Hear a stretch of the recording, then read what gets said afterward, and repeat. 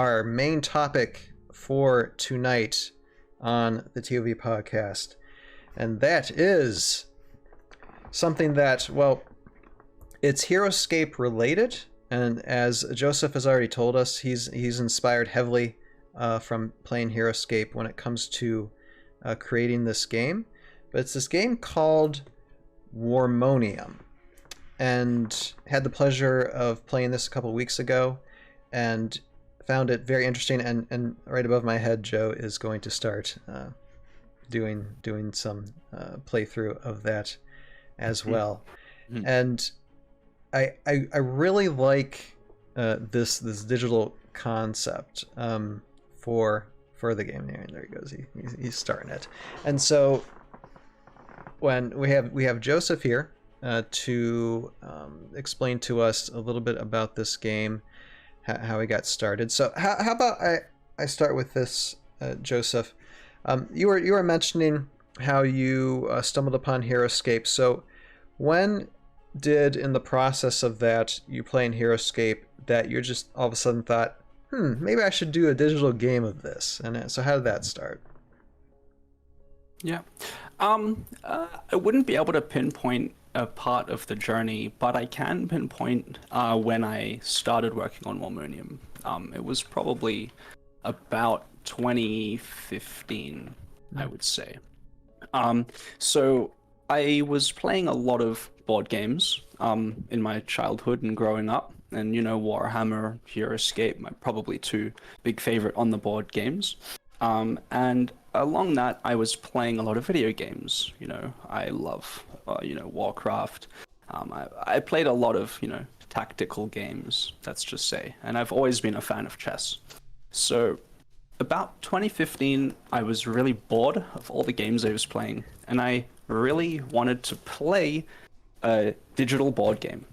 A game where you can create your team, create your map, and verse people online. So there really didn't feel like there was anything on the market at the time. So I went, okay, I'm gonna pretend to design a game and fantasize about, making it something one day. So about 2 years ago, we received funding and the get-go to basically say, hey, let's actually make this a thing. So this game isn't trying to replicate anything. It's not trying to be Heroscape. It's not trying to be Warcraft 3.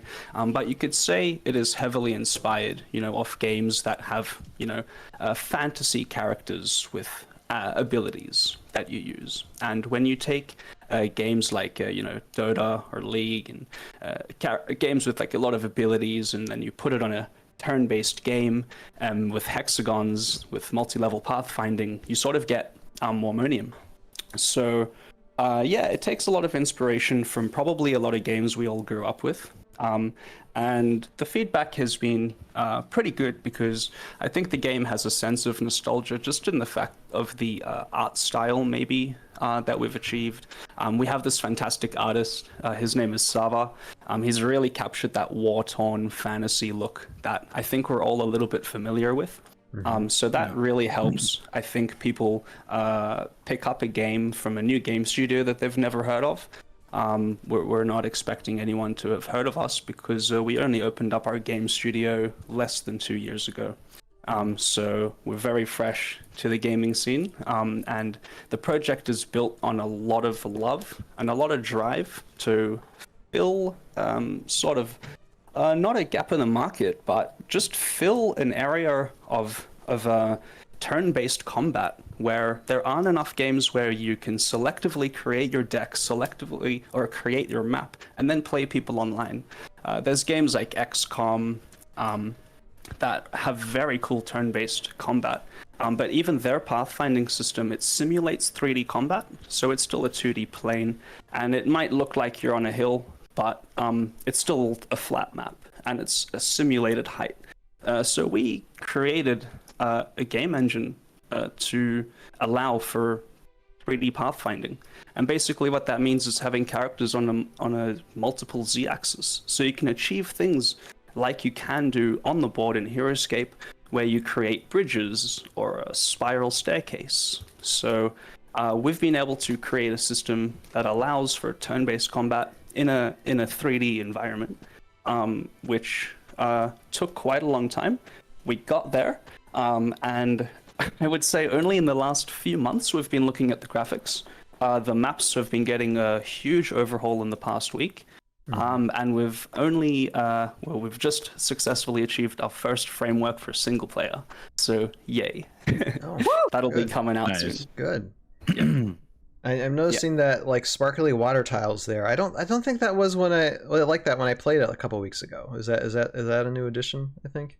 I'm not sure. I don't think I saw a lot of tiles like that. Oh, that's been there. Okay, maybe I just didn't know. Oh, that's been there. Yeah. That's nice. Yeah, I remember Joe using that in that video when they announced sparkly water coming back. Yeah. Yeah, I remember Joe's partner Ryan, when he watched that video, he reached out to me and said, "Hey, did you use the Warmonium for that?" And I was like, "Yeah, I did." He's like, "I thought that looked familiar." Like, I'm like, "Yeah, it's beautiful. I loved it. I had to use it." That's awesome. Right. Yeah. Just to touch pretty quickly, I guess, on the lore of characters, and that's all going to come out. We're very excited, but lore is very important. So we really don't want to publish anything preemptively because, everything matters. And we've been writing the lore for Warmonium, I would say, for maybe 4 years. We've scrapped it over and over again, and we're really, really honing in. And we're going to elaborate on the cosmic realm of Omnivard, which is the setting for the game. And we're going to elaborate on all the different races for the games, where all the champions come from, why they're doing what they're doing, even what is Warmonium. So we've been very, very quiet on the lore up until now because we respect it as a very important part of the game, almost as important as gameplay for some people. So we respect that. For sure, yeah, that is important. And before talking about the game itself, building the terrains, the terrain sets, the characters, the gameplay, just one question again about development of the game. So you're saying that you started like around 2015, and then it wasn't 2 years ago though that you started getting serious about it. You got some funding, and then you started getting to work on it. When it came to that process, were you thinking? You're saying you're pulling from lots of ideas from lots of inspiration from other games. How does Heroscape come into that, and how strong of an influence of an inspiration was Heroscape for you guys? I think subconsciously the influence of Heroscape would have played heavily in development of this game. I've been playing Heroscape during the development of Warmonium, so you can say it carries some influence. But where Heroscape comes into, I guess, influence for Warmonium is sort of how much fun can you have in a turn-based environment on a 3D map with squads and champions in that sort of framework. So I guess the base mechanics for Warmonium are quite similar to Heroscape, but when you take the mechanics of the Heroscape game and you apply it to a digital board game, there's a lot of things that change, a lot of things that don't work. If you were to take Heroscape and apply it directly into the digital landscape, let me tell you, it doesn't work. We had a lot of mechanics from Heroscape that we were trialing in Warmonium and going, it works on the board, like why doesn't it work in the game? But just playtesting proved that there are some things in a digital context that are just different. They translate and they play differently. But now there's a lot of things that you can get away with in a digital context that you can't do on a board game, such as 30-second turn timers.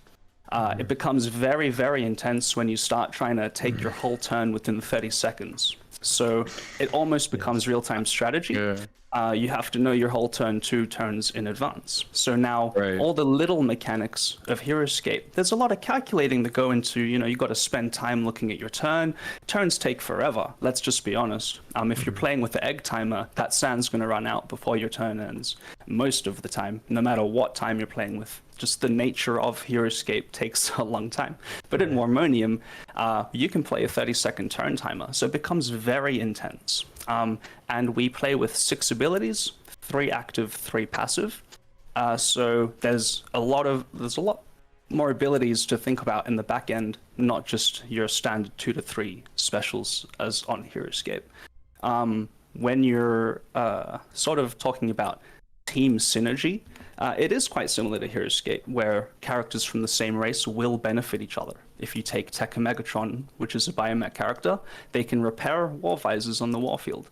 So taking characters from the same race definitely helps, and we have a mechanic called Squad Force, which is similar to Heroscape, in which you get to take a turn with the champion, and then you take a turn with 4 squads. So there are some mechanics from Heroscape that translate quite well in a digital context, but there are a lot of mechanics that you can implement, such as invisibility. So war visors have a mechanic to apply a smoke screen. They can turn invisible. I use that. So, yeah, Nice. that's quite a fun mechanic. Yeah. And when you play these types of mechanics, it throws the feeling of the tabletop board game out the window. You're like, holy crap! All right, now this is a digital board game. So if you're coming from Heroscape and then you're trying to play Warmonium, you're going to feel similarities, but it's also going to feel like a new environment. You can't really go into Warmonium expecting to utilize the strategy that you normally may from a Heroscape, because a lot of the mechanics are different. You're rolling so many more dice. You were mentioning that 3 to 4 dice is the sweet spot in Warmonium. The standard attack in Heroscape, the standard attack in Warmonium is about 10 to 14, and the defense is staying 3 to 4. Health can go up to 50. I think Lord Bismuth has 40 health at the moment. He's the highest hit point character in the game. So combat is, quite different to Heroscape. In Heroscape, maybe some things, each squad has 1 life, but in Warmonium, squads have 10 life. And points scale. So sometimes Heroscape, I've heard it referred to as Squadscape. We have combat that using a scaling point system in Warmonium. So if you were to take more than 7 of a squad, the 8th onwards starts to cost a little bit more. So there's a scaling system that applies for, the strength. And if you're not taking a champion in Warmonium, you do get punished because champions are really strong. And if you are just taking a squad-only deck, you better know what you're doing, because it is possible, but it is hard. And you certainly need to know in depth, probably, of all 120 abilities in the current game right now.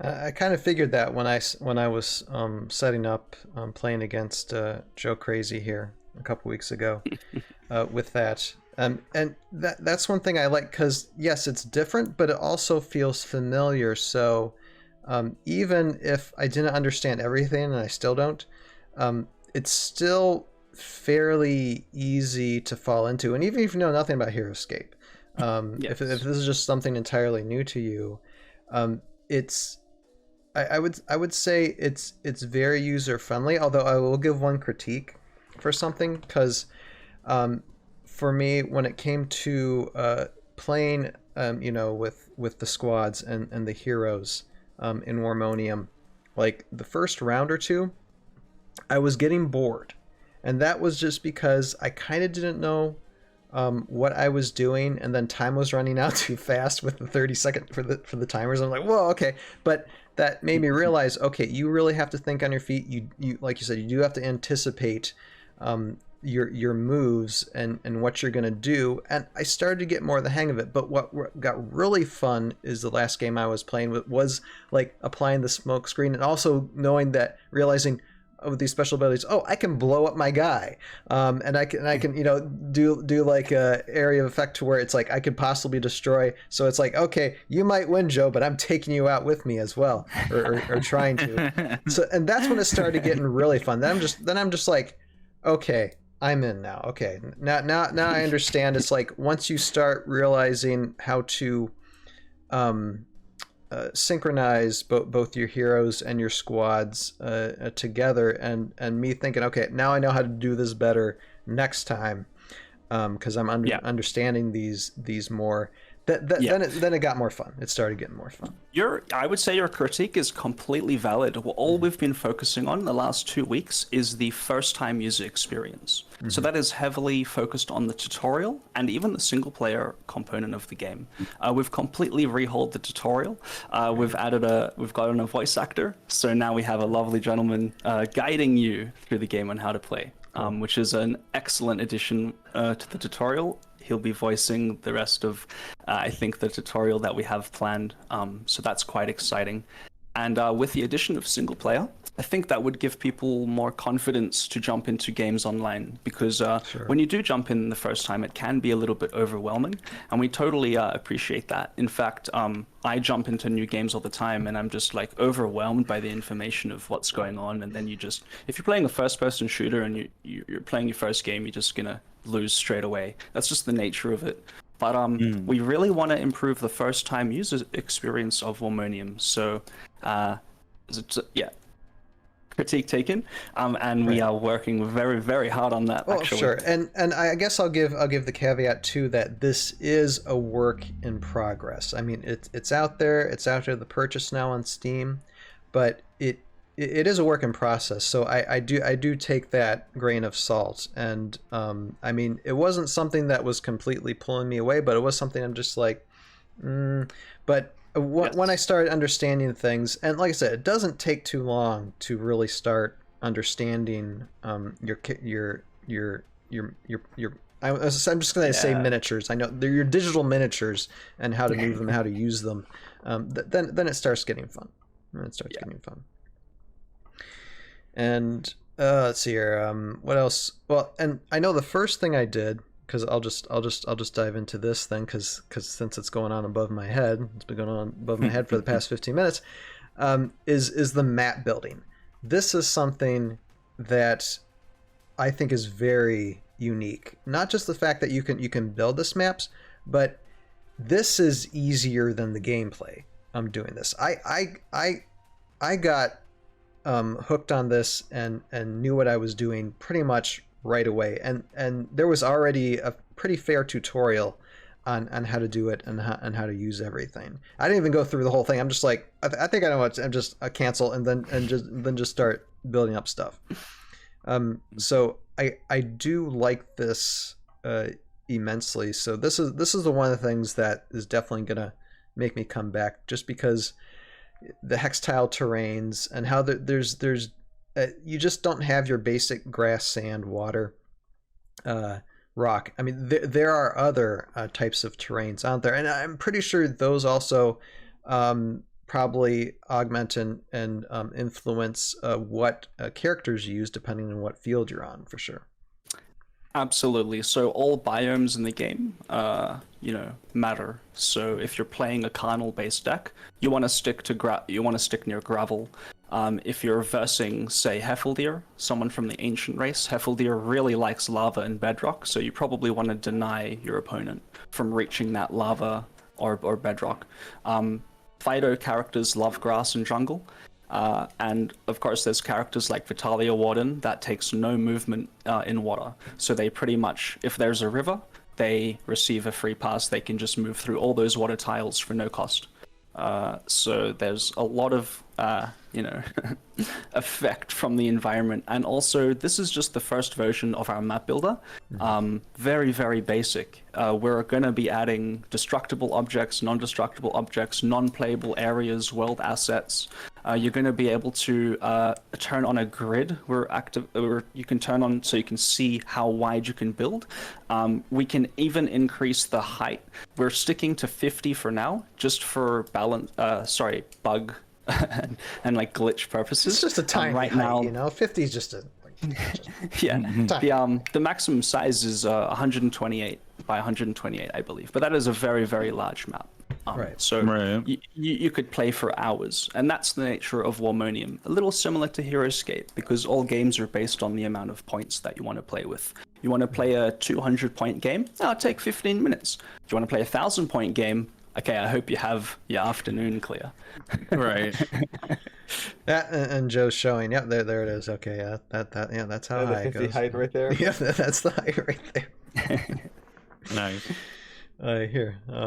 Yeah, it also lags. It starts to lag Here. a little bit too. I'm gonna. Yeah. Okay. Here, for those of you watching this on that's a YouTube, lot. watching this on YouTube, there you go. And the cool thing is, you don't have to like click just one at a time to stack them up. There's an option to where it's like you want to stack 50 all at once, whatever hex. Yes. Boom, there you go.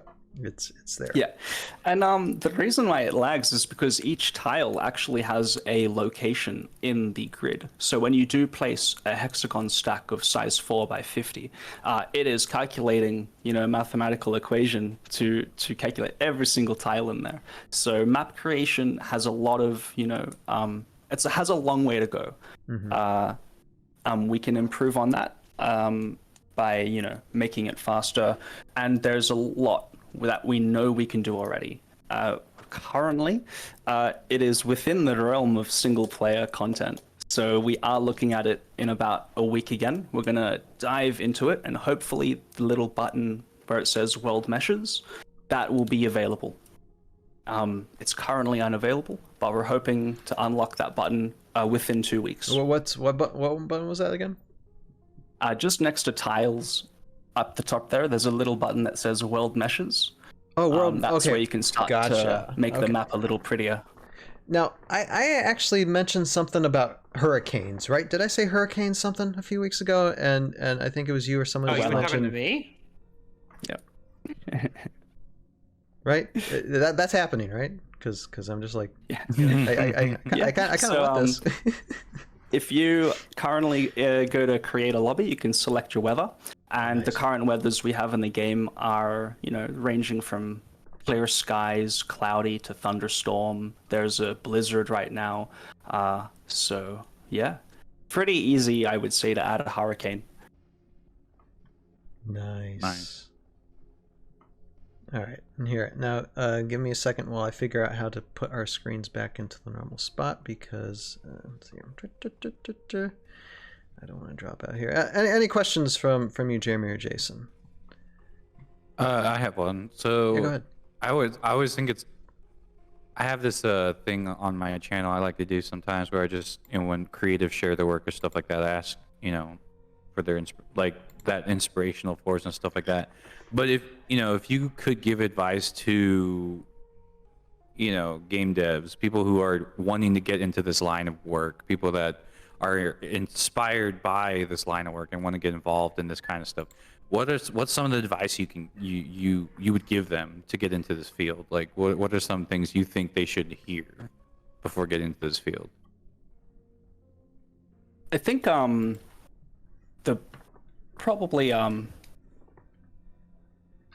if I'm to summarize my experience, I think, and give some advice, I would say my experience so far in this journey has been mixed, up and downs, and that's to be expected. You can't get into game dev just going, you can't just go in and say, hey, I'm really smart, I'm gonna work out how to make this game, and I'm gonna publish a game, and people are gonna love it. There's a lot of work that goes into it, and you should absolutely chase your dream if it brings you joy and it makes you happy. But don't go in expecting that it's gonna change your life instantly.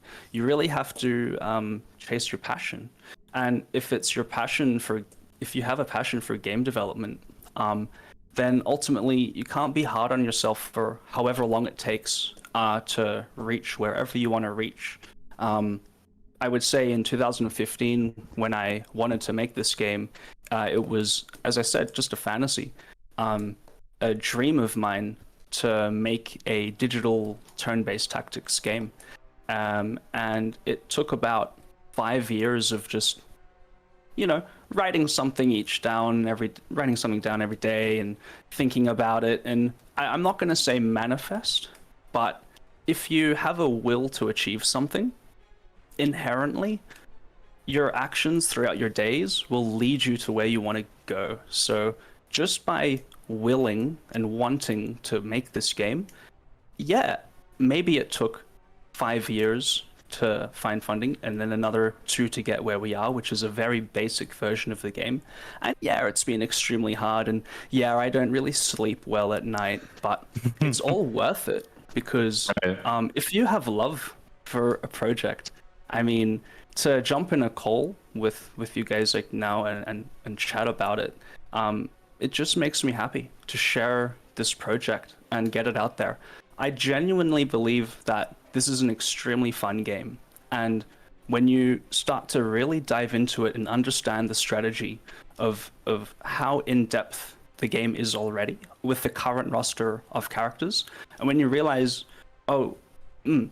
maybe there's more to it. Okay, so yeah, there is more to it. We have like 80 characters planned so far with all the abilities. So we could really use some advice from the War Council because we're basically just, you know, creating mechanics and abilities and play testing it in a digital context and seeing if they work. And we've probably created upwards of 400 abilities and scrapped them just because they don't work. You think they work, you play on the board and they go, yeah, that works. But then you apply it in a digital context and it's just like, not fun. Yeah, it's like strong, but some mechanics are just not fun. So there's I guess Agent Scarhen had an ability to attack twice in a turn. So if in Warmonium you could attack twice in a turn, that would just be ridiculous. So we have an ability called Reload, which the War Visors have, which gives them a 5% chance to attack twice on a normal attack.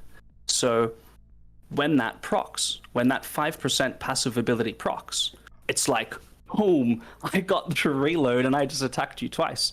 So there's really exciting passive abilities that you sort of can relate to, you know, to games like Heroscape, because that's where the inspiration comes from, but it's adapted to a digital context where it works a little better. That's awesome. Thank you. Appreciate that. So for me, it's been about close to 20 years since I've done the entire game development process from start to finish. And back then, it was all Microsoft Visual, C++, no game engines, everything you had to write yourself. I'd be curious to know, like, can you talk a little bit about the tools and development environment you used to make the game? Like, what's the modern process for a game like this? Sure. Yeah, so we are pretty much just making the game in Unreal Engine 4.272 source. So we have a few people on the team. We have 2 Unreal Engine developers. We have a 2D artist who I'm pretty sure they use Photoshop or other applications to generate their content, but they basically just take my ideas from pretty much drawings. I say, hey, like, can you make this? I mean, I'll show them a picture like this that I just print and we test on the board. So I'll print something like this and I'll just make a card. And I'm like, okay, I think that works. So we'll play test this and play test this just on paper and pen. This looks like a lot better than my drawings because we ended up playtesting so much that all my drawings became just terribly messy. So we ended up printing stuff. But once you get a concept for a character, I give it to the 2D artist, and the 2D artist creates the artwork. Once we have the artwork for the character, we give it to our 3D artist, who I think uses Blender. And then the 3D artist will hand it to our animation artist, who will watch videos of me jumping around the room. I don't have a green screen or anything fancy, so I'll literally be doing the animations of like different characters just to reference, because we don't really have fancy tools. So the animation artist will go, okay. And then we basically just implement it, and it's all feedback. We use Discord to communicate with each other. And we use an application called Codex just to make sure everything is structured and everyone knows what they're working on. We also meet every single day, Monday to Friday. We meet at 9 p.m. my time, and I work through the night 9 p.m. to 2 a.m. because we work with international people.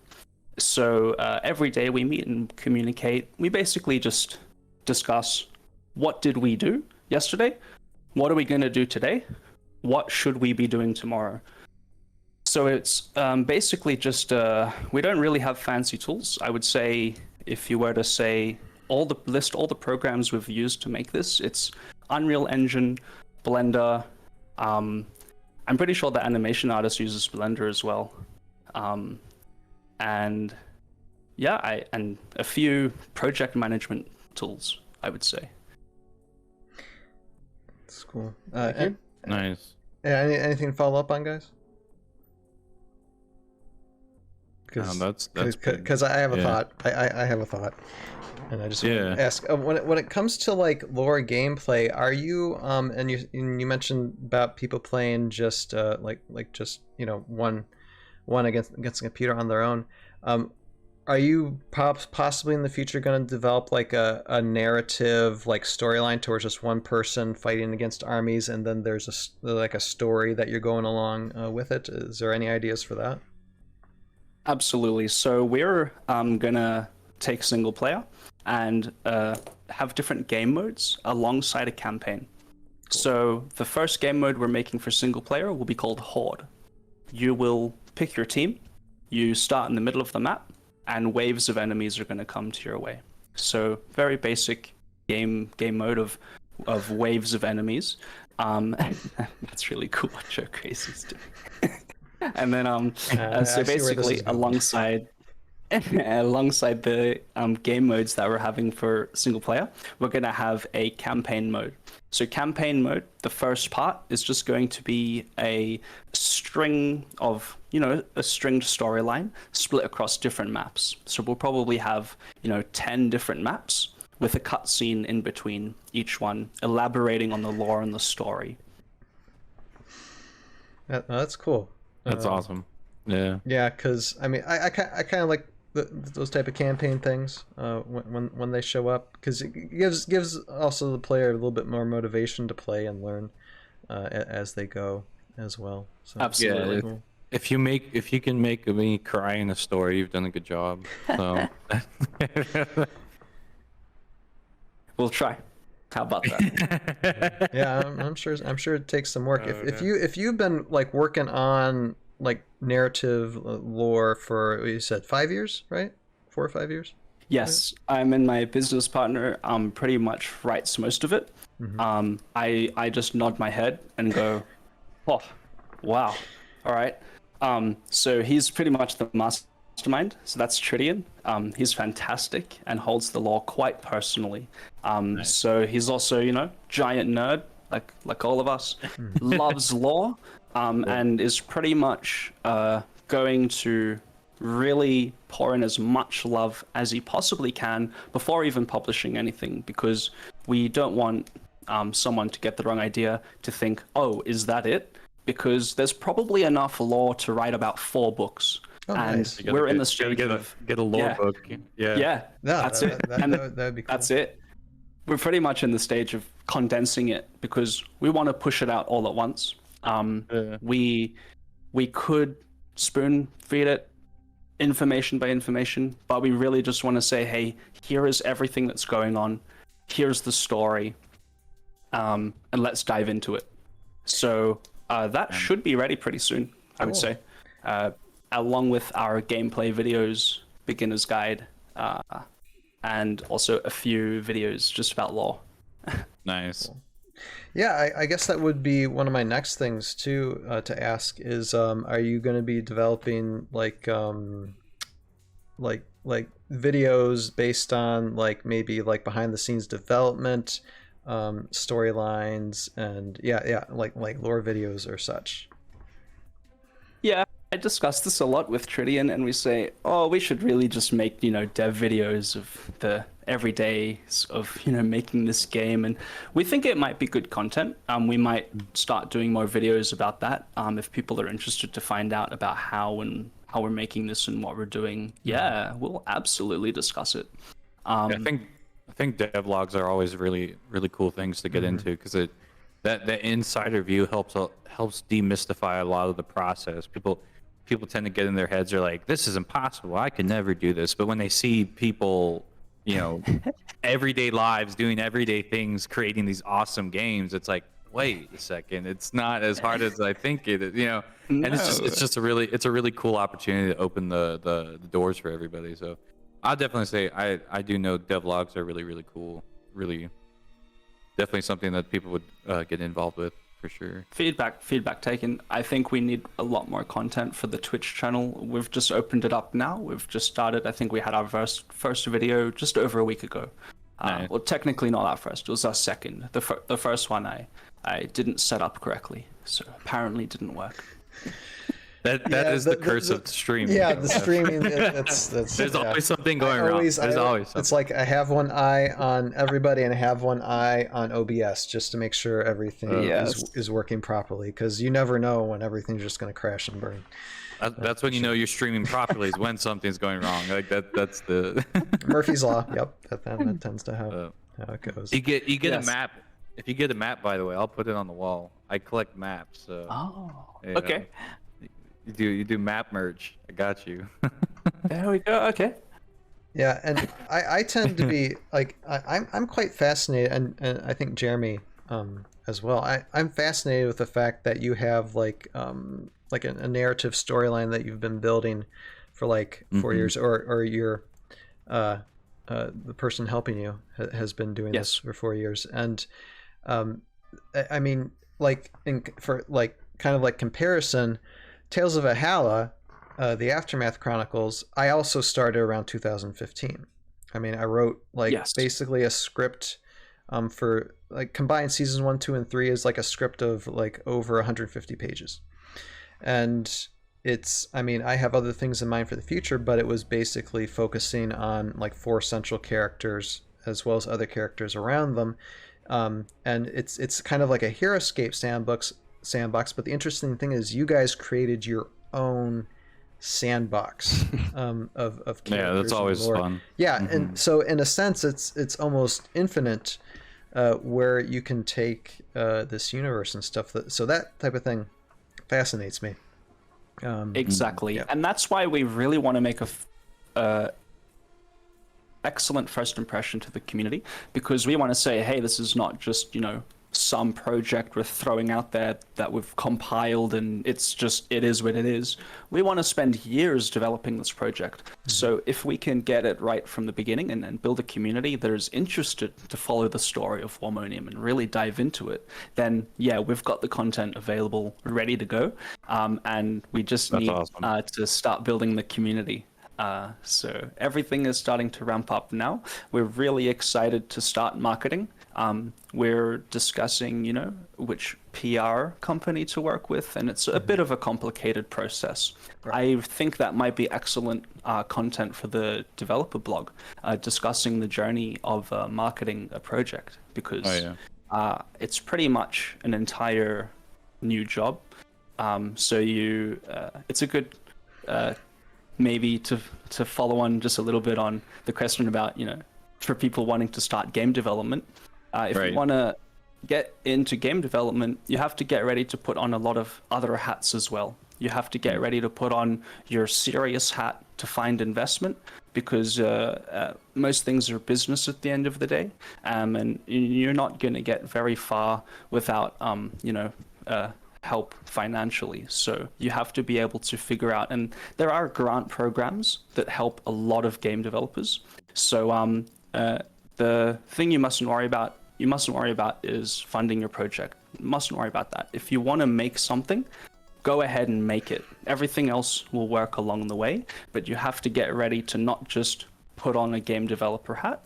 You need to put on a couple of hats: marketing hat, management hat, everything else that comes with pushing a game as well. For sure, yeah. Now, anything else, guys? Joe, crazy. Do you have any questions to ask Sir Joseph here? I can't think of any questions, but I've been playing with the game for a while now. and it's just really really fun. I just wish right now I could just, if anyone out there wants to play, can we just play? Because trying to play with these Aussie guys is like, the time zone is not working out for me. Amazing. So anyone in the US right now want to play, I challenge you.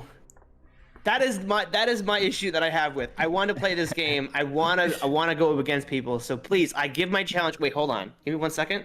I'm going to come back on camera. And I am challenging you to Warmonium. So come at me, okay? I want to play against you. Say it again, Joe. It's Say a it lot again. of fun. Say it again, Joe. Amazing. Oh, Yeah, okay. you're main Fine. All right. now. So we'll make a YouTube short here. I challenge you to Warmonium. Let's go. If you're on the East Coast or wherever you are, I want to play with you. I challenge you to Warmonium. Come at me. All Nice. right. Come at me. I want. I'm not saying I'm good. I'm not saying I'm gonna beat you. I'm just saying I want to play. Okay. I want to get that across. I still don't know how to play, but I'm learning, and that's what I want to do. Together, yeah. Joe, as soon as I'm done with season 3 in a few months, I hope. All right. Okay. Definitely. I want to get on, and I want to explore this game more. And I'm sure like in a few months it's going to be like way different too than when I played it last. Because obviously I got not the best, but I got some skill in building some maps, and I got a lot of maps. I want to learn what is a Warmonium map, because building, the one thing I've learned, and I definitely want to do a separate video on this topic, but building a Heroscape map in Warmonium isn't the same. It isn't. It's a completely different gameplay. Unique. It's very unique. So I'm trying to tweak. So I'm trying to build maps what I think Warmonium would be good for, and I just want to play against you and test these maps. So if you're interested in map building as well as gameplay and learning this game, I want to work with you too. So I want to see what is a Warmonium map. What is it? What is that? It's a good question. I think there are a few core principles that go into building a Warmonium map. So the core principles would probably be a framework to start at least the map. So I guess that would be make sure that there are enough equal biome on the map. Make sure that all characters can be playable. So make sure that there's lava. Make sure that there's water. Make sure that there's grass, jungle, ethereal. Just make sure that each character can be played on the map. Don't make single tile pillars, because some characters can teleport, and you can stall the game if you go to a tile that other characters can't go to. So nothing's stopping you from making a 50 tile tall pillar in the middle of the map. However, Dranic Thornmongers will stall the game, and it does hurt gameplay. So another principle might be make the map large enough so that your opponent can't reach you in the first turn, because initiative will roll at the beginning of the game. One person will go first, so you want to make sure that person who's going first cannot, no matter what they do, no matter what strategy they play, can't reach you in the first turn, at the very least. Definitely, because isn't there is a squad unit that can essentially get 11 spaces to move? So that's only active 2 turns into combat. So Hukado can use tracking, which they have a base movement of 7, and it gives them a lot more. So I think it gives them +5. They can move up to 12 tiles in first turn. What you can't avoid is someone teleporting with Dranic Thornmongers. There's an ability called Unstable Rift, which will pick a random tile on the map and teleport you to that tile. If they use it and teleport straight to you, it's not a big deal. They'll do a little bit of damage, but they're basically giving up their figure on the first turn of the game, just going straight into you. I would say, as long as you are about 12 tiles apart, and maybe there's a little bit of a wall blocking line of sight, just making sure you can't attack on that first turn. The other important part about Warmonium maps is probably having multiple levels, at least somewhere, because it really enhances the strength of a ranged unit. If a ranged unit is on top of a hill, naturally it's going to take longer for a melee unit to maybe reach it. So height is really important for ranged figures, I would say.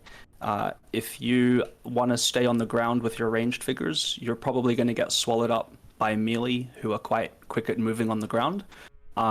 So maybe somewhere on your map you want to have some elevation, some height advantage, you could call it.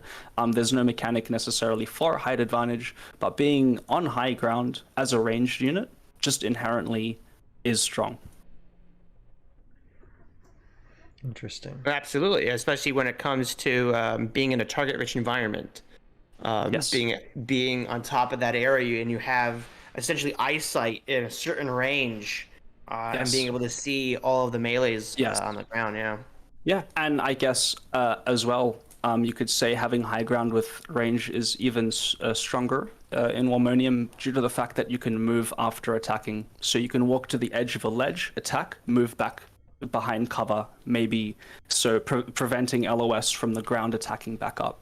So I would say maybe that's an important part to a Warmonium map, is just having a little bit of high ground. And also don't have any parts of the map that you can't see. You should always have, some high ground allowing you to see every part of the map, because you don't want someone to just sit behind a wall and stall and heal. You want the map to be a little bit open. And another fundamental to Warmonium maps is making sure you don't have any single tile paths. A lot of characters can block, and they're good at blocking paths. So it's a little bit overpowered if you're running War Visors, because your unit will malfunction, it'll block the path, and if you've only got a single tile pathway in your map, that creates a 2-turn block, where your opponent just cannot move through and you can't remove a malfunctioning unit. So having 2 tile paths across your map is pretty important to game balance, I would say, because being able to path block is very, very easy, very, very strong. So to combat that, I would say, having nice open, at least 2 tile pathings in your map would make sense. That's very good. Okay, I will make note of those on my next map. Cool. Yeah, and the great thing about the maps is, I mean, just the only limit is your imagination when it comes to building these things, really. So it's that's one of the pluses. Maybe of the game. Maybe to summarize your question, Joe Crazy, we have no idea what a Warmonium map looks like. So yeah. We're excited for the community to get started. Yeah, exactly. Yeah. Now I have Marion in the chat commented something, and bringing up kind of like a point that I want to address before we close this segment, and because it got me thinking. She was saying, and I think she was saying it for us, but maybe for your videos as well. She because she's from Honduras. She says, I also want a segment in Spanish. And this got me thinking, now, what about, this might be maybe way forward thinking, but when it comes to different language demographic markets out there, like Spanish, do you have anything like in the works or future plans for like having things translated into Spanish and such? Absolutely. So we have been seeking advice as to, the target audience for this project. And we were advised to, target one region at a time. So region being, you can say, English speaking. So we were sort of focusing just on English speaking region first, which is like, America, UK, Australia. But interestingly enough, that advice was sort of only focus on the English speaking region because the game is in English right now, but also we should be translating our game and making it available to multi-regions. Before we're translating it to Spanish, we need to translate it, I think, to Chinese and Korean, because we were advised there's a very, very large target audience for turn-based tactic games out of Korea. So I think this game predominantly may get a Korean port, and that might be even where the audience can start from for the but we really want to focus on the English-speaking region to build that community, because I speak English. I can jump on stream and talk to people, so it's a lot easier to focus on English region first. However, the plan is to translate the game to all regions and push it internationally. So absolutely, we want to translate the game. I think it's a necessary part of the project almost. Sure, part of the process. Yeah, eventually. Yeah. I know it's not something that's like you can do right away, but if it's in the process, okay, very nice, very nice. All right. Well, for the segment, you guys have anything else you'd like to ask Joseph that we have him on here? And anything else about Warmonium? I just playing this game just a couple hours. I really like I really like it. I mean, usually I judge like say a game or a film, movie, whatever. I base it on the fact like, do I want to come back and view it again or play it again? And this is one I definitely like. Yeah, there's more things that I would love to go back on and do it with. So, I mean that overall is my take on it. I think the cost for it is definitely worth getting in for and paying for, because it's going to take your time. It's definitely going to take your time. And your imagination can run wild and have fun, like beating people over the internet with your armies and such, with whatever maps you make. So yeah, anything else, guys? That's really good. Yeah, I guess. Yeah. No, go ahead, Joseph. No, I was just gonna say with the map editor, like to me, like the price alone is worth the map editor, and then of course everything on top of that is just phenomenal. And of course you guys are working on single player stuff, which I think is the best thing to have out. Campaign too with it. Yeah. Just have a way, because like I said, right now it's still its brand new game. It's not everywhere yet. So a single player thing is a great thing to have for people to go in and practice different armies, practice with what to learn the game. So that I'm so glad to hear that you guys are working on that, and I'm very excited to see the rest of the content that you guys are working on. That's awesome to hear. And we appreciate that the content right now is quite limited, but it's good to know that you guys do find value for the game right now, because the price is not going to change as we go through the year and add another 10 characters, add more map editor functionality, add single player content, add ranking system. We're going to start opening up tournaments. So along that process, every bit of the game will be accessible to every player off the bat. So we're not going to tell people, hey, you're going to buy the game and then you're going to have to unlock characters, pay for things. None of that. We're taking this from a very old school approach and going, you're going to pay once for the game. Thank you so much for supporting us. Now we're going to give you content forever, and you're never going to pay for anything. The Emporium doesn't feature any gameplay specific. You don't get any benefit from anything in our Emporium. The Emporium is only, hey, do you want to make your character look different? So it's only cosmetic item skins. Nothing you're ever going to be able to purchase for Warmonium will affect gameplay itself. So with that price tag just comes sort of a one-time payment for, okay, you're going to have access to all the content that we're going to make, probably for the future of where Warmonium is right now. Should we need to increase, the price later on, it would probably be through like an expansion pack, an expansion to Warmonium. Sure. But really that price point is just going to give you all the content. And we're even playing with the idea of a free-to-play, like a demo, which will give you access to, again, most of the content, but maybe you can't save your maps. Maybe you can't play single player, but yeah, you can play online and you can play with everyone. So we are talking about different ways to price the project moving forward. Right now, it's priced as the same price we're going to have it as forever, pretty much, until we reach maybe release for the game, where we have to go, okay, maybe we have to change the price. But really, it's just going to be moving forward. Never, ever will we ever introduce a pay-to-win scheme. and we're going to be pretty hard about that. And yeah, we're going to stick by that. Good. That's good. Yeah, that type of game systems that are out there, that it tends to turn me off because I've played enough of those to where I'm just like, it's a total time waster and then total money waster, you know. Yeah. Yep. So that's cool. That's cool. All right. Anything else, guys? I'm excited to get into it. I need to prep that space for that lore, because that's what I do. So. Yeah, I don't know how much of an audience you'd have for this, but if you ever write a book, I'd buy it. I mean, I read Lord of the Rings just on my spare time, for relaxation. So, and I think it's like it's been opening up a lot more, but narrative in video games as a topic has been like largely unexplored for a little bit, and is now becoming more and more popular as time goes on.